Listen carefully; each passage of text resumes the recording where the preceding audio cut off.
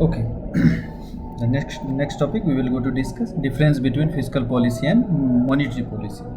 So this is also for exam point of view. It is important, but one or hardly one questions will arise, especially SRF. Net में तो कम ही chance होता, but in SRF आ सकता question, ठीक है. But concept is important. अब आप लोग को आइडिया होगा फिस्कल पॉलिसी क्या होता है and monetary policy.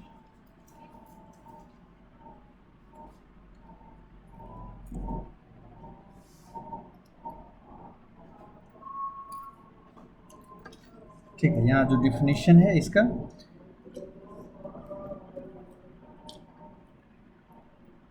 it refers to the strategy of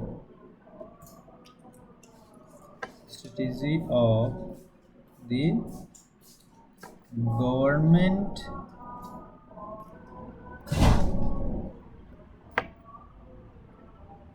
of a country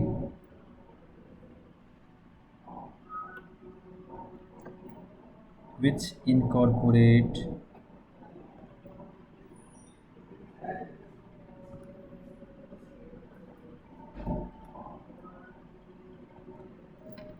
to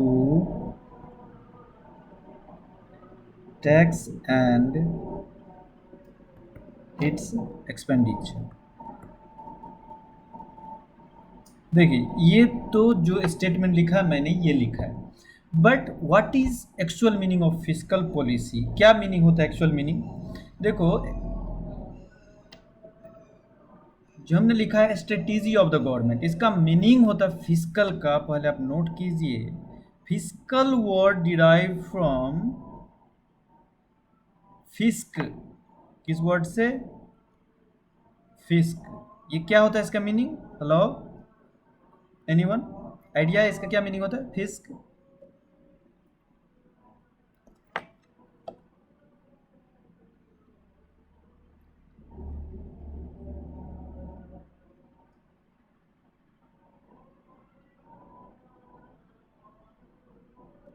hello, आवाज आ रही है?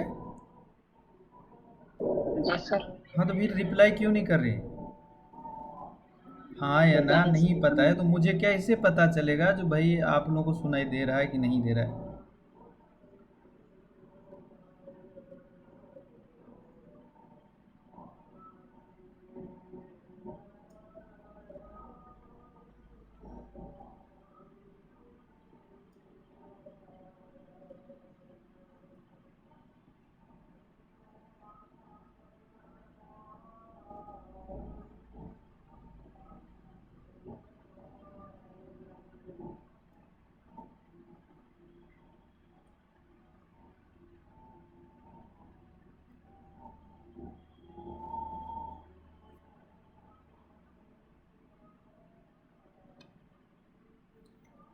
ओके, देखिए, फिस्क का मतलब होता है ट्रेजर, खजाना. इसी को बोलते हैं खजाना. जो गवर्नमेंट का जो ट्रेजर है उसको मेंटेन करने के लिए जो पॉलिसी और स्ट्रेटेजी बना जाती है उसी को बोलते हैं फिस्कल पॉलिसी.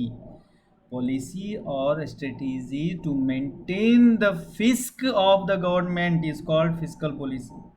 फिस्क वर्ड का मीनिंग होता है ट्रेजर. ट्रेजर मतलब खजाना. गवर्नमेंट के पास खजाना मतलब कितना होना चाहिए रिजर्व मनी, कितना उसके पास, कितना एक्सपेंडिचर, कितना रिवेन्यू, उसको बैलेंस. मतलब सिंपल सा मीनिंग हम क्या पढ़ते हैं फिस्कल पॉलिसी में? Balance of payment means expenditure and revenue कितना कैसे मेंटेन किया जाए, that is called fiscal policy. Hello, so fisc means fiscal means related to fisc. Fisc means treasure. तो कोई जरूरी नहीं केवल टैक्स ही, कितना रिवेन्यू, कहाँ से रिवेन्यू आएगा, कौन कौन सोर्स से रिवेन्यू आता है, ऐसे पॉलिसी गवर्नमेंट बनाती है जिसको बोलते हैं fiscal policy.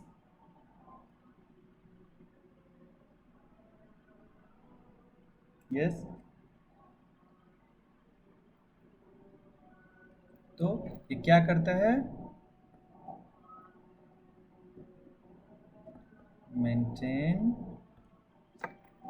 The balance of payment, मतलब that is public revenue and expenditure. Public expenditure मतलब गवर्नमेंट का खर्चा और आमदनी।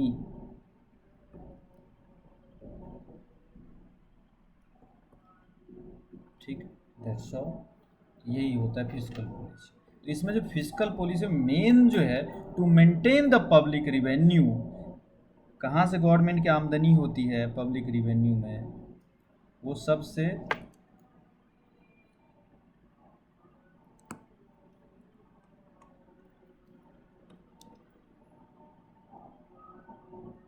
वो इम्पोर्टेंट सोर्स जो है पब्लिक रेवेन्यू का, वो है टैक्सेशन, सबसे इम्पोर्टेंट है कॉर्पोरेट टैक्स। फिर उसके बाद seigniorage, printing of money,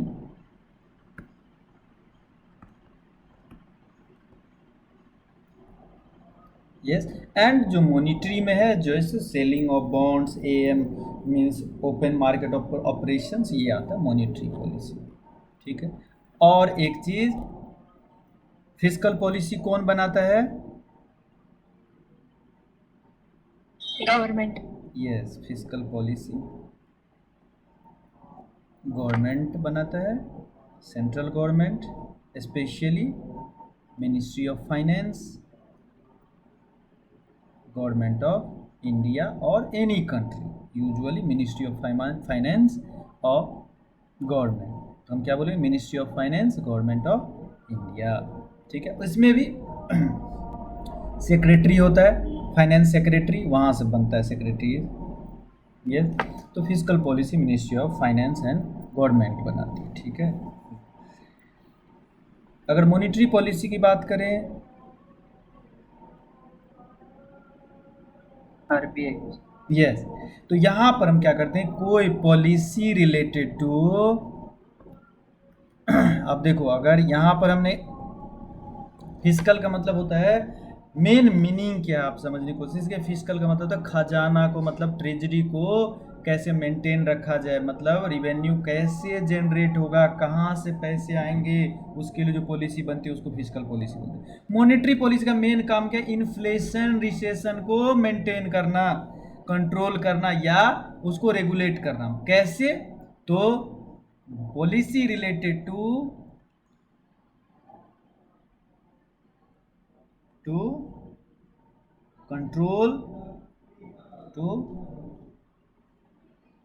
control the supply of money.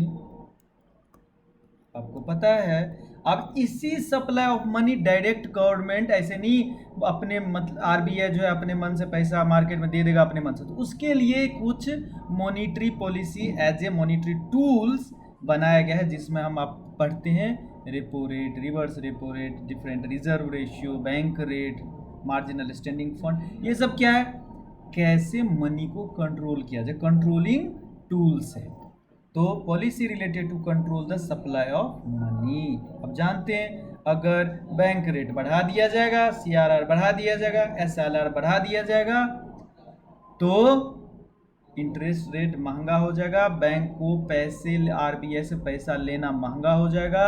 So availability of money to provide the loan और for availability of money for common people will decrease, and because of that demand remains constant और unchanged and the supply will go to decrease। क्या होगा इससे? Money की value बढ़ जाएगी। तो ये कब किया जाता है? जब इन्फ्लेशन को कंट्रोल करना। ठीक है, तो ऐसे हम इसके लिए सिंपल सी बात है, policy related to control the supply of money. ठीक है, उससे क्या होगा? मनी का प्राइस, अगर अब मान लो रिसेशन चल रहा है, बहुत मनी की प्राइस इतना ज़्यादा बढ़ गया है, मतलब मनी की वैल्यू इतना ज़्यादा बढ़ गया है, जो मतलब 1 रुपया में जो चीज़ हम पहले 10 रुपया में खरीदते अब 1 रुपया में खरीदते, उससे क्या होगा? वो अच्छा है या बुरा है? बहुत बेकार है। क्यों? क्योंकि मान लो आप कंज्यूमर, एज ए कंज्यूमर आपको क्या लग रहा है बहुत सस्ता हो गया, लेकिन प्रोड्यूसर को क्या हो रहा है, प्रोड्यूसर को पैसे कम, इनकम कम हो जाएगा, क्योंकि दाम बहुत कम हो गया। जो चीज़ जहाँ 10 रुपया मिल रहा था अब उसको 1 रुपया मिलेगा, और उसके कारण से they will discourage and they will go to decrease the production, और in fact they will stop the production. Finally क्या होगा, रियल जीडीपी कम हो जाएगी। तो न रिसेशन अच्छा होता है, ना ही बहुत ज़्यादा इन्फ्लेशन अच्छा होता है। ठीक है, दोनों कंडीशन। तो दोनों कंडीशन क्या कर, रिसेशन को कंट्रोल करना तो सप्लाई बढ़ा दो, वो पैसा मार्केट में बढ़ा दो, और इन्फ्लेशन को कम करना है तो सप्लाई कम करो। सिंपल सी बात है। तो आपसे ये क्वेश्चन पूछा जाएगा तो क्या करते हैं, अब समझ में आई बात। मॉनेटरी पॉलिसी में हम क्या करते हैं, इन्फ्लेशन को कंट्रोल करना हो तो क्या करेंगे, इन्फ्लेशन कंट्रोल के लिए क्या करेंगे, सप्लाई बढ़ाएंगे या घटाएंगे पैसे का, इन्फ्लेशन कंट्रोल के लिए क्या करेंगे, मनी सप्लाई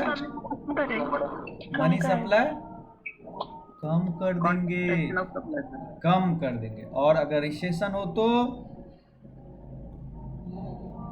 रिसेशन को कंट्रोल करना तो क्या करेंगे, मनी सप्लाई बढ़ा देंगे। यस, दैट्स ऑल, सिंपल सी बात है। मैं आपको बार बार बोलता हूँ, मनी का अगर फंक्शन समझना है तो आप बिल्कुल मनी को एज ए कमोडिटी आप समझिए, टोमेटो, पोटैटो, कोई भी, तो आपको आसानी से समझ में आ जाएगा। इन्फ्लेशन का मतलब ही होता है डिमांड बढ़ गया है पैसे का, तो डिमांड बढ़ा है तो मनी की वैल्यू बहुत ज़्यादा, मतलब इन्फ्लेशन केस में मनी, और रिसेशन में क्या हो गया, डिमांड कम हो गया। तो उस केस में उसका आपको एडजस्ट करना है। तो कैसे, तो repo rate, reverse repo rate. अब इस केस में देखो, इन्फ्लेशन के कंट्रोल करने के लिए मनी सप्लाई कम करना पड़ेगा। तो कम करने के लिए क्या करना पड़ेगा, रेपो रेट को बढ़ाना पड़ेगा, बैंक रेट को बढ़ाना पड़ेगा, सीआरआर को बढ़ाना पड़ेगा। तो आपको डायरेक्ट क्वेश्चन आता है ये, जो अब इनडायरेक्ट क्वेश्चन क्या बढ़ेगा, बैंक रेट अगर बढ़ा दिया जाए तो इन्फ्लेशन बढ़ेगा कि घटेगा, तो ये हो। ठीक है, सीआरआर को बढ़ा दो, एसएलआर को बढ़ा दो, और एमआईएस को बढ़ा दो, या marginal standing fund, note MIS, marginal standing fund, इसको भी बढ़ा दें। ठीक है, अगर आपसे पूछा जाए, जो रिसेशन में अगर मान लो सप्लाई को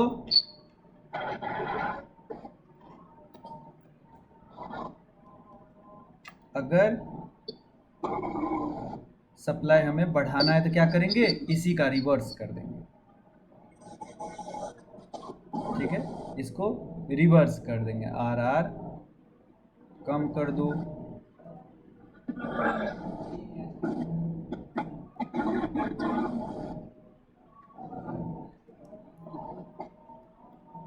ठीक है, और लाइक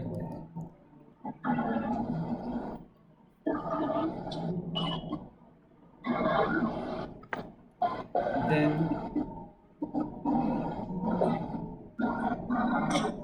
मॉनेटरी पॉलिसी कौन बनाता है, आरबीआई या सेंट्रल बैंक बोलेंगे। तो मॉनेटरी पॉलिसी डिजाइन करता है central bank.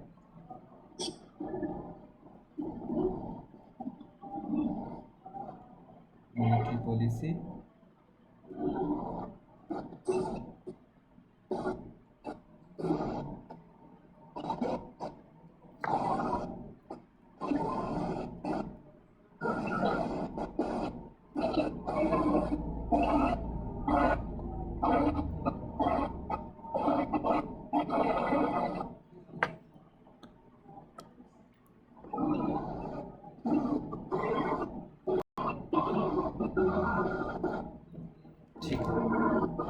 Okay, that's all. तो इसमें आप देखिए, मॉनेटरी पॉलिसी में आप रेपो रेट क्या होता है, रिवर्स रेपो रेट क्या होता है, बैंक रेट, एसएलआर, सीआरआर क्या होता है, आप लोगों को सबको अच्छी तरह पता है। तो इसमें इससे ज़्यादा पढ़ना नहीं है। ठीक है, चलिए।